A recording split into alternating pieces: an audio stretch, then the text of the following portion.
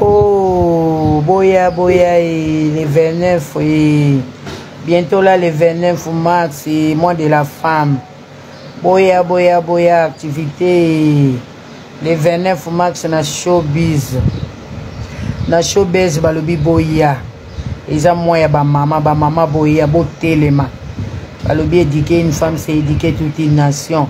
Ba mambo la muka boya ko soutenir ba artiste na bino bolingaka. Boya nombre ba papa pe boya ko soutenir ba mama eza malamu mingi. Boya ko tala ballet national, boya ko tala ba artiste na bino ndenge bazo bina na ballet, ndenge bazo travailler na théâtre. Bozala de cité balobi activité zaka moko le 29 mars. Boya boya boya boya.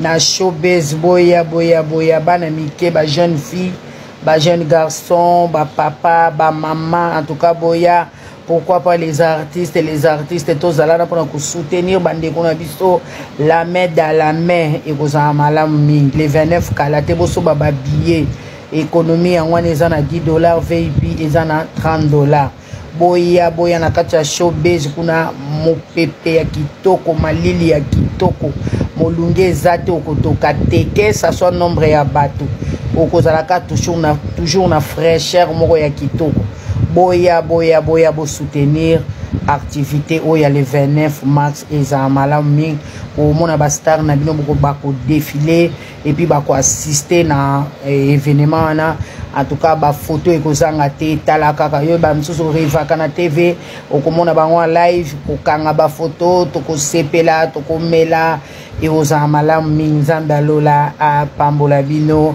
en tout cas 7e anniversaire, le 29 mars, tous à la showbiz.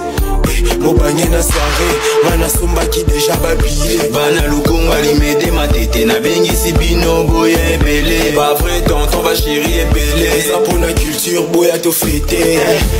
Production, bella production, production, bella production.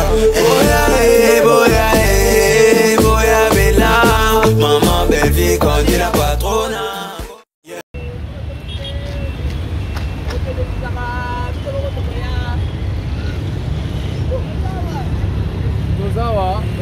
Musale Salima, pas de distraction, distraction surtout, il y a tout ça à la tête. Tout ça, la promotion, tout ça, dans le mois de mars déjà, le 13 mars, Jerry Cobetos sort bien le 13 mars, Jerry Cobetos, tout ça, on a déjà.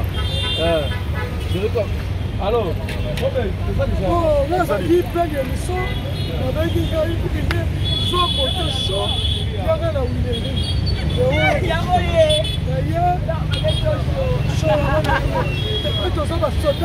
Ça va quoi? Ça va Moustala. Boulot. Hey yeah!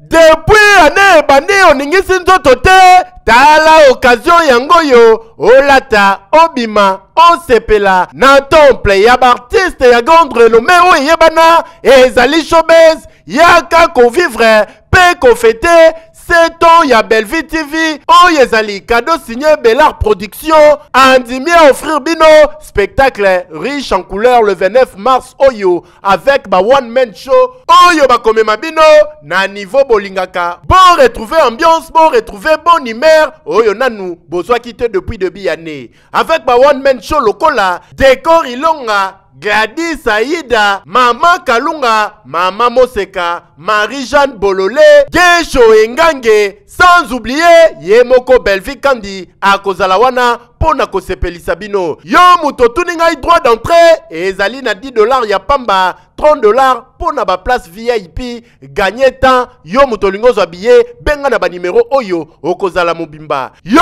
muto yebenanu, Carrefour pe temple ya bastar ya RDCT o ezali showbiz ezali na croisement ya ba avenue Colonel Munjiba na boulevard du 30 juin yaka awa o sepela o vivre ambiance oyo na notikali ko vivre te le 29 mars oyo na showbiz nga na zanga te keyo oui na éviter vidéo oyo ernime ko koma e komela bino ezali mama Joséphine mama Zozo na yeli bino solution.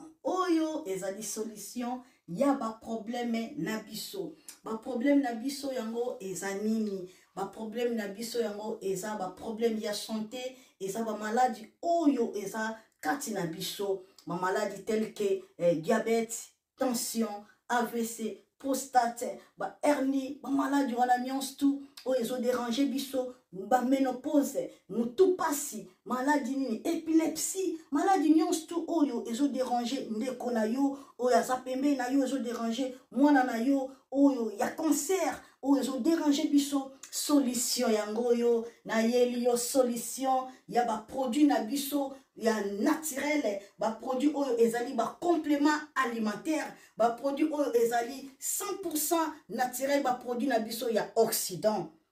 Ndeko na nga na yeli yo ba produit oyo eza juste biloko kolia oyo tozo ko compléter na nzoto na biso. Pourquoi? Parce que monde entier, monde déjà est pollué. Ils ont pollué à partir de biloko otozolia. Biloko otozolia yango ils ont détruit ma santé na biso. Pourquoi? Parce que biloko otozolia bazo travailler yango na ba produits chimiques. Biloko otozolia bazo tia yango ba poison. Biloko otozolia bazo tia yango même ba hormone. Yango na compagnie ya aloe vera products. Bakanise li peuple na bango partout dans le monde entier, na plus de 160 pays. Balobi non. Tikato kanisi la peuple na biso pona bien-être na bango et pona santé na bango ezala malamu. Yango wana ba produit na biso yango yo eza wana pona kosunga biso na ba santé. Atika na ebisa yo bien fait ya produit na biso aloe vera gel. Produit oyo okoko zanga yango na ndaku na yo te. Yo oza na problème ya insomnie, olala kate produit oyo eza somnifère. Ezo pesa yo pongi. Yo oyo za na nzoto makasi te. Produit oyo eza tonique. Eza wana po pesa yo nzoto makasi. Yo oyo za na ba toxine na nzoto na yo. Produit oyo eza détoxifiant. Eza ko détoxifier nzoto na yo. Eza ko purifier makila na yo. Eza ko sukula ba veine na yo. Produit oyo, ils ont pas bien fait ébélé. Produit oyo ko soigner pour l'estomac. Produit oyo ko soigner pour la constipation. Produit oyo, ils ont produit moko, ils ont ko sunga système immunitaire na biso. Yangwana ndeko yo ko zanga ba produit oyo te pour la santé na yo. Santé ezana prité. Santé ezana prité. Yangwana somba produit oyo soki omilingaka pe olingi libota na yo, olingi mobali na yo, olingi bana na yo te okoko sanga produit oyo te. Yango na yo ko présenter yo produit ya aloe vera gel. Yango soko lingi kozwa yango lolenge nini? Contactez Maman Joséphine na plus 44 79 853 90 849. Na banyeli susu plus 44 79 853 90 849. Tika nzambe apambola yo kozanga produit oyo te aloe vera gel. Oh la mignonne. Botika la bébé. Oh la Kina sala mignonne bokoli yango 0. Lobezala kina 10 52 yo bokoli yango na 1. Yango zopesa posa kozongisa nga bébé na mbuma. Basala ba chaussée kaka pona ba voiture te.